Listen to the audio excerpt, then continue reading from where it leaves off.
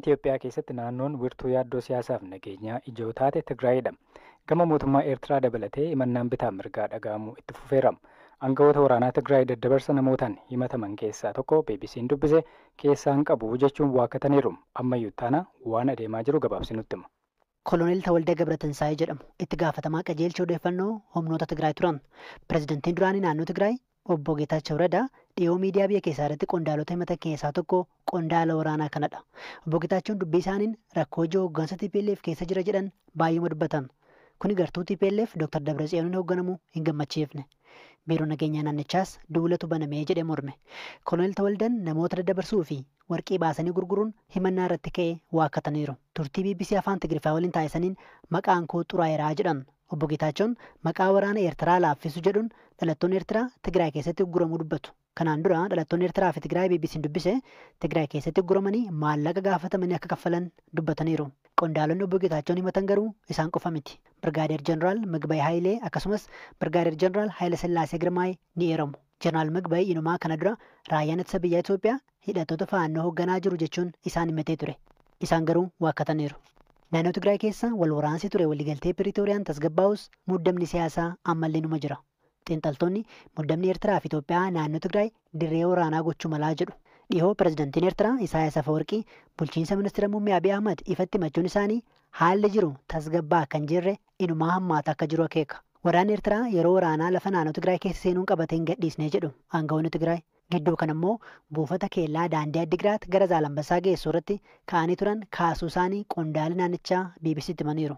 Bakkeewwan biyyoota lamaan wal qunnamsiisan banaa ta'uun isaanii himamaa ture. Haa ta'u malee jiraattonni naannoo daangaa fi maddeen BBC'n dubbisee garuu waraanni Eertiraa ammallee naannoo sana gadhiisanii hin baanee jedhu. Muddamni Itoophiyaa fi Eertiraa akkasumas immoo naannoo Tigraay keessa jiru akka furamu biyyoonni lixaa irra deddeebiin gaafachaa. Ministeera muummee Abiy Ahmad wajjiniin wal arganii kan turan pireezidantiin Faransaay ijoo dubbii addunyaa ta'aniiru.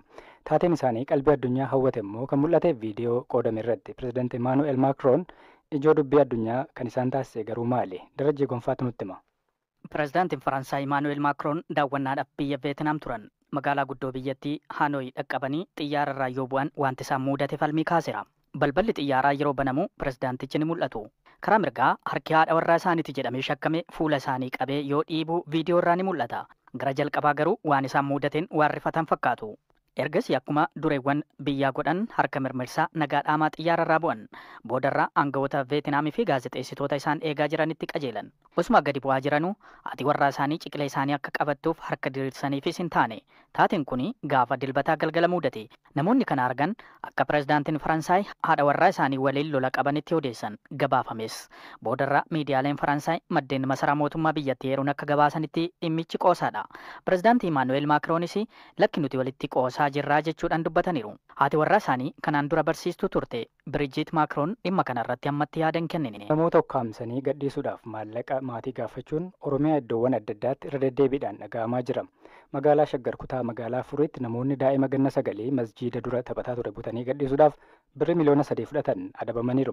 Waayilli koo maatii olaanaa akkatti yakki kun raawwatame abbaa alangaa magaalaa Shaggaritti daayireektara qorannoo yakkoota dubartootaa fi daa'immanii adde Yashii Bantii dubbiseera. Taateen kun kan raawwatame gaafa 5 bara 2017 kan raawwatames bulchiinsa magaalaa Shaggar aanaa Budda Furii masgiida Salaam naannoo Diyaaspooraa bakka jedhamuttidha yakki kun kan raawwate. Yakki kun haalli inni itti raawwate mucaan daa'imni maqaan isaa Mahammad Qaasim jedhamu masgiida Salaam jedhamu kana ba'ee in taphata ture. Osoo inni taphataa jiru mucaan kun umuriin isaa waggaa 9. Kana booda shakkamtoonni tokkoffaan Saaladdiin jedhamuu fi lammaffaan immoo Daani'el Geetuu jedhamu konkolaataa qabatanii mucaa kana daa'ima kana bira yeroo gahan dhaabaniiti masgiida Salsalbii jedhamu itti agarsiisee jedhanii mucaa kana himatamaa dhumti tokkoffaan kun Seifaddiin kun konkolaataa kana dhaabee konkolaataa kan qabatee tureessisadha. Konkolaataa kan kireeffateessadha. Dhaabeetu konkolaataa kana mucaa kana masgiida Salsalbii jedhamu itti agarsiisee jedhanii sana booddee mucaan kun tole jedha fuudhanii konkolaataa kana keessa galchuu. Konkolaataa kanaan fuudhanii gadeemanii booddee mucaan bakka masgiida isaan jedhanii kana bira yeroo ga'u masgiidni kunootii jedha. Masgiidni kunootii too jedhaa jiru bira dabarsanii isaan immoo bulchiinsa magaalaa Finfinnee naannoo 18 kutaa magaalaa Kolfee jechuudha. Hoteela geessuun mucaa kana booda himatamaa lammaffaan Daani'el jedhamu isaa wajjin hoteela sana keessa guyyaa gaafa 5 kaasee amma 7tti ji'a 4ffaa jechuudha bara 2017 hoteela sana keessa turanii akkam achi ga'aniin immoo bilbiluu dura haadha isaaniitti bilbiluu haadha mucaa kanaatti jechuudha. Mucaan keessan nu bira jira qarshii fidaa kan jedhu gaafatu. Mucaan kun kan bilbila haadhaas kan abbaas hin beeka.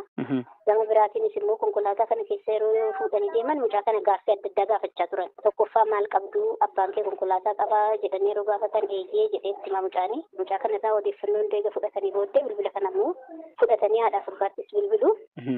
Eega bilbilni booda mucaan keessan nu bira jira birrii miliyoona 3 fidaa jedhuuni maatiin daa'imni keenya du'urra jechuurra birrii kana kadhatanii maskiidaa haala adda addaatiin kadhatanii birrii miliyoona 3 kana eega waliin gaatanii booda akkaawuntiidhaan hojjechiisaniin galcha jennaan akkaawuntiidhaan hin galu birrii kaashiidhuma barbaanna jedhuuni tolee kaashiin akkamittan fida yeroo jedhuun raayidii si ergina birrii kana qopheessiti bakka akkasiitti jedhuuni sana booddee bakka itti sanatti kaartoonii 3tti gootee birrii kana miliyoona 1 sana booda immoo maadaabariyaa keessa kaa'anii bakka jedhame sana geessanii raayidii sanatti kennu abbaan raayidii sun qarshii ta'uu hin beeku meeshaadhuma jedhee fe'a.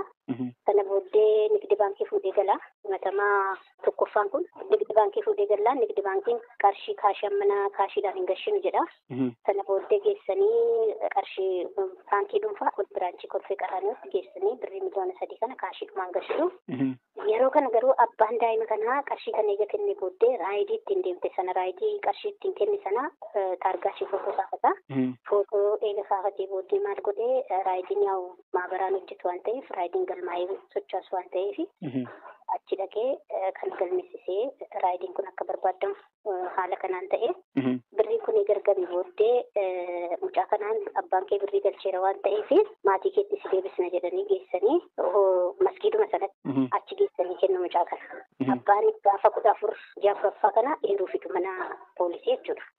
Eeruu kana galfatu mucaa isaanii gargatti galfatanii booda eeruu waajjira poolisii eeruu isaanii galfatanii abbaan alangaa shaggar immoo himata irratti hundeessuudhaan manni murtii dhaddacha gaafa 15/9/2017 ooleen himatamaa tokkoffaa waggaa 11 himatamaa lammaffaa immoo hidhaa cimaa waggaa 10. Jaldeessaa yeroo jalqabaatiif Itoophiyaa seenuu dhiyoo dhagahameera.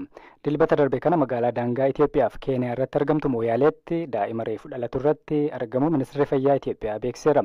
Haatii fi ilmi vaayirasiin akka cittoo fuula irratti yaa'uudhaan qabaman akkam ta'ani. Itti gaafatamaan waajjira fayyaa magaalichaa obbo Huqqaa Dooyyoo namoonni 30 ol isaan wajjiniin tuttuqaa qaban hordofamaa akka jiran himan ammayyuu tanaatu dubbise. Iddoon kun jalqaba daa'imni irratti argame. Tole. Daa'imni irratti argine yeroo kanatti moonkii foksiinii naannoo keenya kan afaan biyya Itoophiyaa kan keessatti waan fakkiin arginiif ijoolleen akka dansaa gargar nu banne. Shakkanii. Erga shakkaniin boodatti isaa fi haadhi isaas saampilii fuudhanii erganii konfirmi ta'ee deebi'ee jechuudha. Bultii 3 buluu jira. Eegi konfirmi ta'ee nu deebi'e. Erga ammoo daa'imni dhukkubee nu bira dhufe torbee 2 ejja. Ammasiin akkanatti himtanitti daa'ima qofa osoo hin taane haadha irrattis argameera. Daa'imaaf haadha. Amma haala kamirra jiru itti fooyyee? Haalli fayyisee jirti. Daa'imni immoo yeroo sunitti dhukkubsachaa jiru waan ta'eef raashii baay'ee irra ba'ee jira. Kanaaf inni kun saspektii waan ta'eef saampilii fuunee erginaa jedhanii saampilii fuunaadhaas waliin fuunu jedhanii erganii isaan lamaan poozitiivii jira. Haadhi immoo qabamtee turtee garuu mayyaalaan dhufne. Osoo mayyaalaan dhufne achuma fayyiti. Harma jiru moo mooyyaluma jiru moo bakka biraa jiru? Mooyyalee hospitaala jiran. Isaan alatti ofirri isaanii abbaan warraa ijoolleen kaan nami qabameen jiru? Amma wanni nu mirkaneessinu hin jiru. Odeeffannoodhaan jalqaba namni qabamee abbaadha. Abbaan konkolaachisaadha. Makiina naannoo Soomalee sanoofa. Daldalaa fi daangaa biyya Keeniyaa fi Itoophiyaa magaalaa Taakka fedhanii jira jedhanii. Daangaa Keeniyaa qaxxaamuranii Taakka bitti inni wayii fe'uu fi achi deemanii konkolaataan irraan maatee guyyaa tokko oolanii bulanii. Gurbaan gargaara konkolaataa sun achuma keessa gara biyya Keeniyaa ijoollee Keeniyaa waliin biyya keessa deemee naannoo sun keessa magaala keessa naanna'ee galgalee galee idduma tokko wajjin rafanii. Gurbaan inni wajjin rafee monki foksii kanaan qabamee jira. Dhibee kan waan hin deemnee fi biyyi Itoophiyaa kun inni duraan akkasitti keessatti mul'anne waan ta'eef akkas dhibee kan qabamee hin baqanne innis hin deemne walumaan bulanii ganamee ka'ee guyyaa 2 kan oolee innis dhibee kan diveloopi godhee raddaatiin sun jechuudha. Eegas konkolaachiisaanis guyyaa 2 oolee innis dhibee kan jalqabe booda dhukkubsatee innaan gara maatii isaatti galee achuma turee osoo nu birin dhufinu iddoo mana yaala tokko Soomalee keessaa laye jedhanii jira achitti yaalama ture warri akkas adda baasetti himne. Tole amma eessa jira abbaan warraa? Abbaan warraa fi warraalee hospitaala keessatti isoleeshin eeriyaa ruumii uumnee fi isoleeshin ruumii hospitaala keessa jiran. Maatii isaanii hunda immoo dhibee kanatti fi wanni isaan dhibee baay'ee daddarbu waan taateef warra waan kanaan qabame ka tuttuqe warra waan kanaan qabamu kan warra tuttuqu hundayyuu kontaktii isaanii adda baasnee irratti hojjechaa jirra jechuudha. Homa eegii warra kan lamaanii nama dhibiin dabalamee jiru. Meesiin amma hoogganaa waajjira fayyaa magaalaa Mooyyaleeti. Namoota dhukkubsatan sana dhattanii ilaaltaniittu fuulli isaanii maal fakkaata? Mallattoo akkamii agartan? Mallattoon isaanii wanta xixiqqootti irra babbaa. Fuularra? Fuula amma daa'imni sun kan agarree baay'inaan daa'imichi irratti immoo waan xixiqqootti nafisaa hundayyuu irra ba'ee haadhi isaa immoo baay'ee ittiin ba'an takaan takkee tokkotti irratti ba'ee ture. Sullee asitti na bahee jettee dhugarsiiste malee wanni irra mul'atu hin jiru. Kan agarre kan daa'imaati kan fakkaata jechuudha. Daa'imni eega dhalatee guyyaa meeqammaa? Amma daa'imni eega dhalatee 24 kan dhaqqabee jira. Guyyaa? Yeeyyee. Tole amma erga isaan irratti argamee booda lakkoofsi namoota isin faana dhooftanii hordofaa jirtan meeqa ta'u? Gar 33 adda baasnee kiloozilii foloo godhuu jirraa gamma tokkoyyuu mallattoo kan agarsiisu. Dhibeen kun yoo kasanii mul'ataa tattamaan akka mayyaala deemsan jennee ittiin jirraa hordofaa jirraa jechuudha. Koree hedduu dhaabne magaala keessatti koree gar 7 dhaabne hordofaa jiranii hawaasi baay'ee hubannoo waan kana argate kan duraan hin beekne osoo hin beeknu namni haatti dhufe kaan amma immoo ifirra eegaa jiru waan taateef abaanni eegii kaleessa kaasan gardaatti sirriitti itti sirratti hojjechaa jiru waan taateef rakkoon akka hin jirre armaan booda immoo namni biraatiin qabamni taasifnaa waan jedhu. Waan dansa. Deeggarsa akkamii argataa jirtu mootummaa federaalaarraa? Deeggarsa mootummaa federaalaa yoo xiqqaate garee namni 10 ammas dhufee jiraati. Kan naannoo hin jira. Aanni mootummaan ittiin xiyyeeffannoo kenneetiin itti sirratti hojjechuu jiru waan baay'ee gaariidha.